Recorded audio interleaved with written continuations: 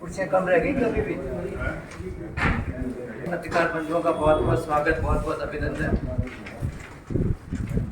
तो आज जो आप सबकी दिनचर्या हमेशा जो व्यस्त रहती है उसकी शुरुआत संतों के सनद से हम लोग शुरू कर रहे हैं। ये भी एक सौभाग्य हम सबका अवसर है। जिन सबको प्रेस वार्ता में हमें सुनने को मिलेगा, ऐसे पूज्य सरजूदास जी महाराज, अनेकों सामाजिक कार्यों में आप सबने इनको देखा होगा। लगभग 9 वर्ष की आयु में आपने वैराग्य प्राप्त कर कर समाज सेवा की तरफ दिशा कर ली थी। संतों के सानिध्य में आप रहने लग गए थे।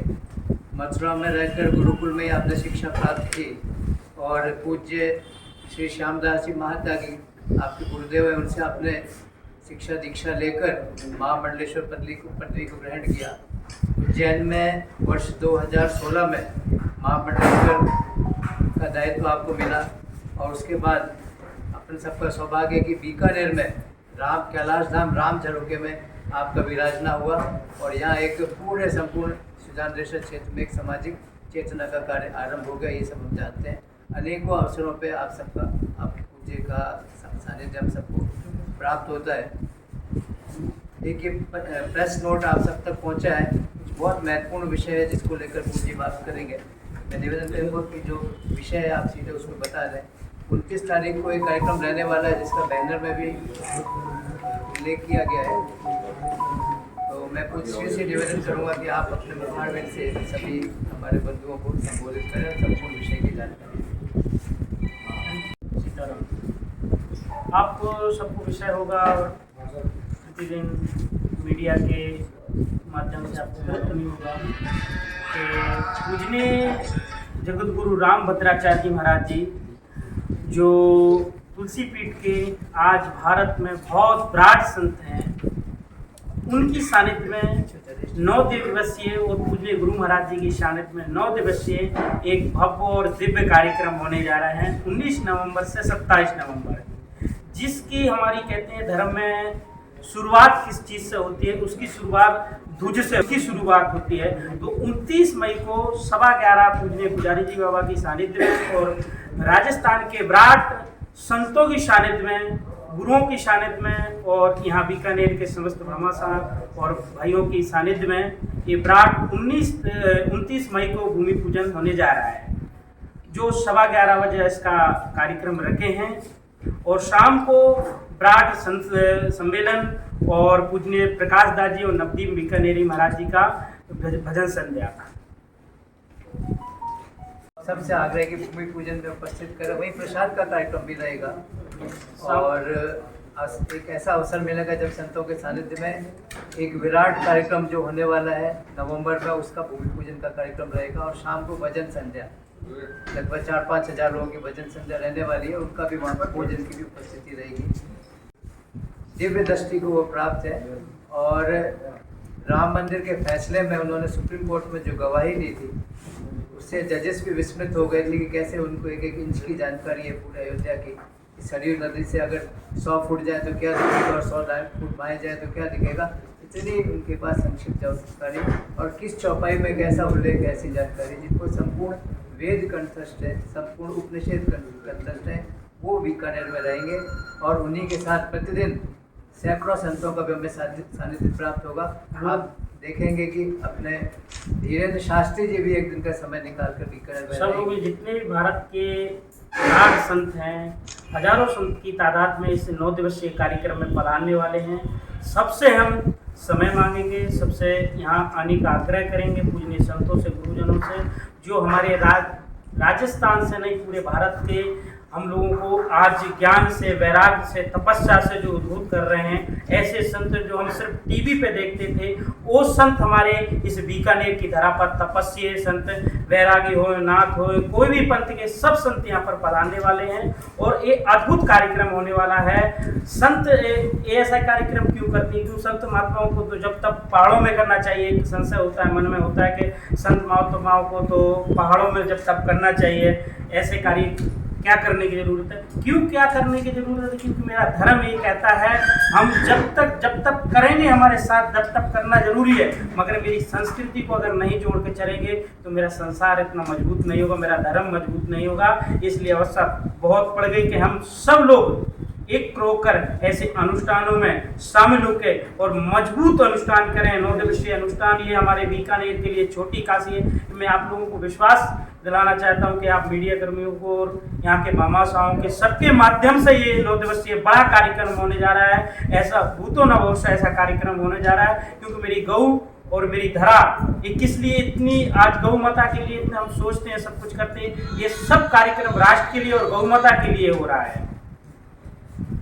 सब लोगों से जितने भी संत हैं उनसे समय मांगा जाएगा और मैं धीरेन्द्र शास्त्री से खुद मिल चुका हूं। जो भी मैं पोस्टर में किसी का भी एक संशय आप लोगों का हो कि महाराज जी पोस्ट दे रहे हैं और कोई आएगा कि नहीं, मैं सबसे कहूँगा।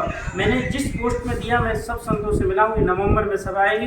धीरेन्द्र शास्त्री से अच्छे से मैं मिला हूँ और प्रार्थना करूँगा वो इस दिवसीय कार्यक्रम में जरूर आएंगे। धीरेन्द्र शास्त्री हो, प्रदीप मिश्रा हो, चाहे अनेक प्राट संत हों, उनसे सब समय मांगा जाएगा और 9 दिवसीय एक दिन में हो किसी दिन भी आएंगे। 108 ये जो यज्ञ हो रहा है, इसका भूमि पूजन 29 को है, मई को। 29 को ध्वजारोपण और भूमि पूजन है। उसकी हमारी संस्कृति में वेदों में है उसकी, क्योंकि इतनी बड़ी तैयारी है, इतना बड़ा कार्यक्रम है, इसलिए हम लोग 5 महीना हाथ में लेकर चल रहे हैं। ये कोई नेता किसी के लिए प्रतिबंध नहीं है, ये किसी के लिए प्रतिबंध नहीं है। ये संत सम्मेलन है, ब्राट संत सम्मेलन है, इसके लिए सब लोग हम, ये कोई राजनीतिक कार्यक्रम नहीं है। ये 9 दिवसीय कार्यक्रम ब्राट संत सम्मेलन और गुरुजनों की सानिध्य में है, इसमें सब लोग आ सकते हैं। ये राजनीतिक कार्यक्रम तो नहीं है, लेकिन बस चुनावी है, इसलिए इनका ये क्वेश्चन है। नहीं, ऐसा कुछ नहीं है। इस कार्यक्रम के आप लोगों के माध्यम से बताता हूँ, ये राजनीतिक कोई कार्यक्रम ना, इसमें राजनीति होगी ना होने देंगे, क्योंकि ये धर्म का राष्ट्रीय का है। ये जो संत सम्मेलन हो रहा है आपका, ये 9 दिन में अलग अलग होगा या एक दिन में ही संत? प्रतिदिन, एक दिन में नहीं होगा।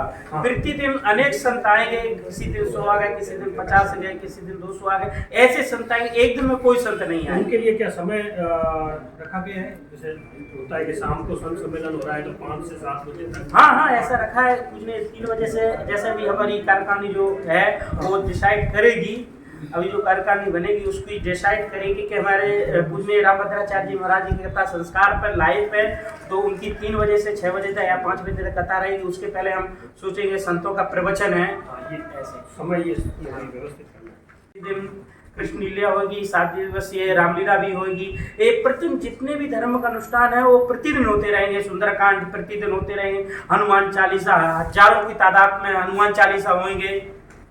एक प्रतिदिन 9 दिवसीय अनुष्ठान में संस्कृति कार्यक्रम का प्रश्न है कि क्या सब यज्ञ ही रहेंगे?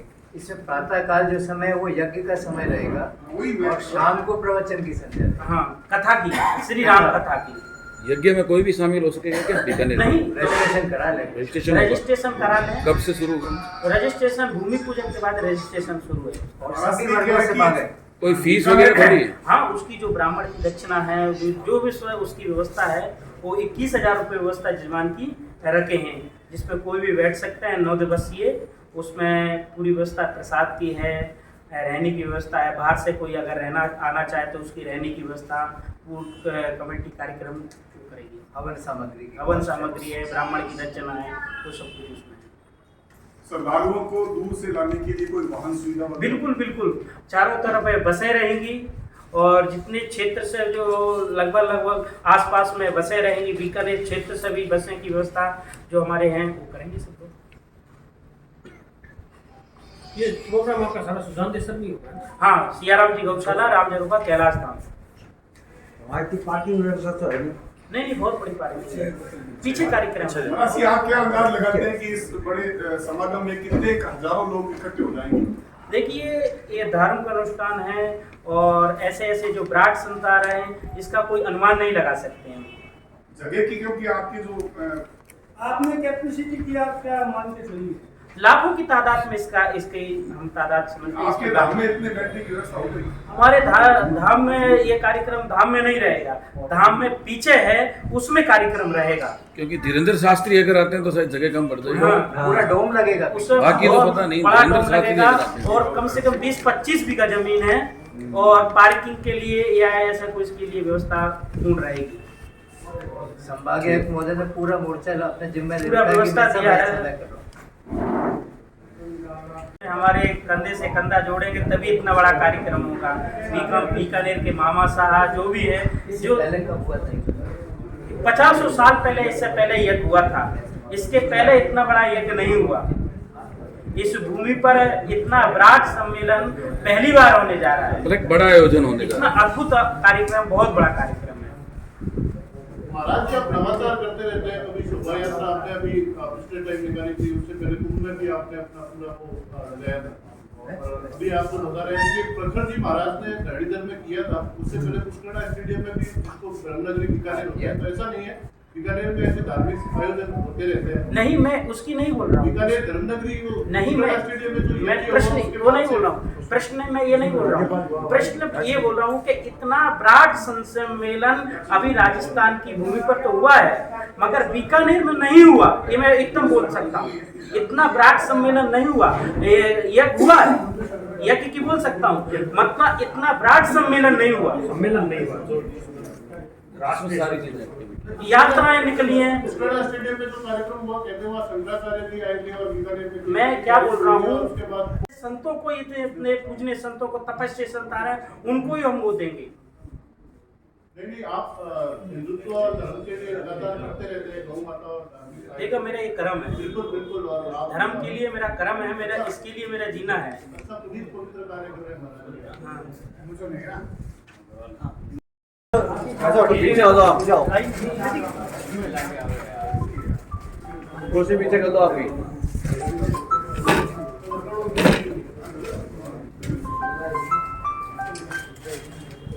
धन्यवाद।